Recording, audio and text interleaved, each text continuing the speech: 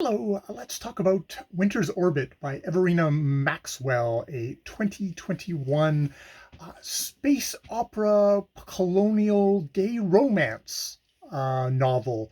Um, it is set in a world where the Iskat Empire rules over 7 planets, the least of which is Thea, in a delicate stage of negotiations with an even bigger entity, the Resolution, which holds power over the space jump points, which is kind of crucial for Empire, money wise, trade wise.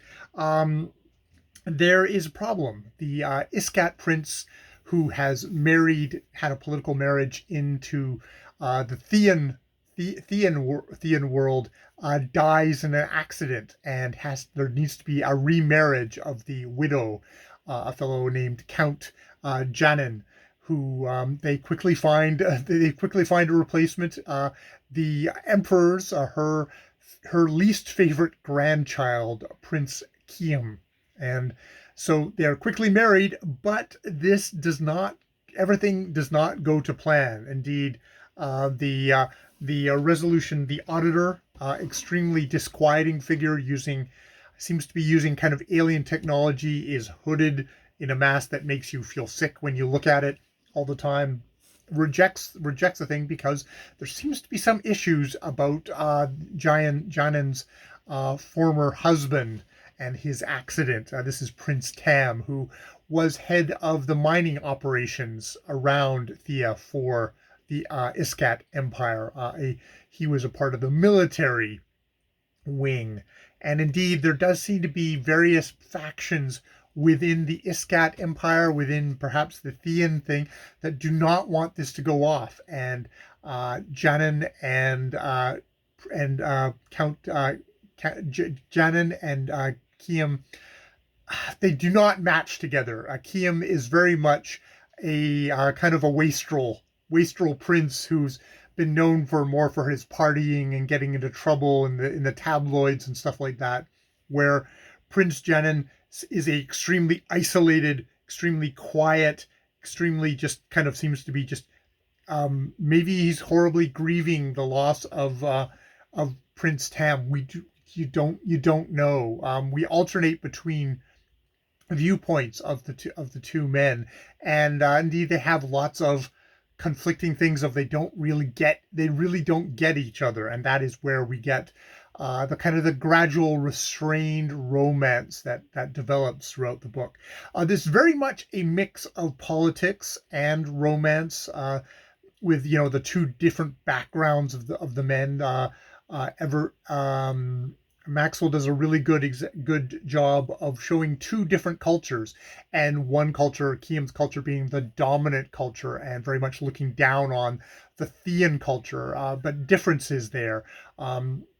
There's almost to a point where you think Janin is being a bit kind of almost exoticized, in comparison to the kind of the hapless, kind of like, oh, I'm just kind of like a prince, kind of Prince Kiam. But it balances out. We definitely get a full portrait of the two guys, and kind of the ideas of like kind of the demands of politics on both of their lives. Even though Kiam has obviously spent most of his life blowing off politics to just sort of indulge his own wants and needs and stuff like that, and the two men kind of coming to a little bit more of a thing. I mean, it's a book where it very much it veers. There's some romance things here where it's like, oh, they getting caught in a snowstorm seems like kind of your cliched romantic scenario. But Maxwell does a really good job of using this and not kind of fully giving into it. I mean, in some ways there's some things to my taste that, modern romance, I expected maybe more giving into the taste. But she does a really good job of kind of combining the romance with the political, and with the kind of the demands of a colony and colonizer within the mix, in some ways that are actually fairly dark, that are starting to look at kind of actually real things that you can kind of imagine of that. This is not a book that's saying like, oh, princes are wonderful and oh, the conquering heroes. It's like, no, this is real politique that is going on here. The emperor is very much somebody who is running very ruthlessly an empire and is trying to kind of carve out their own case in a even larger, more powerful set of superpowers as it was.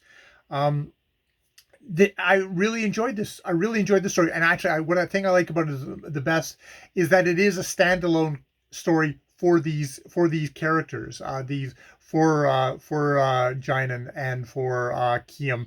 This seems to be like a standalone story where we get like we get a full story for them.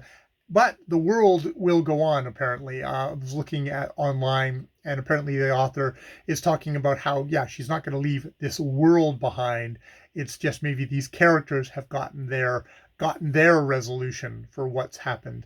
So yeah, I quite enjoyed this, and will be quite happy to go back and hear more about this world, the various things. She set up a wide canvas for more space opera, more romance to go on. So I quite look forward to that. So yeah, that's my thoughts on Winter's Orbit, which I think was kind of was compared to Anne Leckie's ancillary series, which is is very high praise, and indeed has a little blurb there, delightful, from Anne Leckie on the cover. So they're obviously leaning into that. And I would say of the ways we're going for romance here, romance versus kind of politics, they seem to be leaning a little bit more into the political realm here than for the support, with the romance being the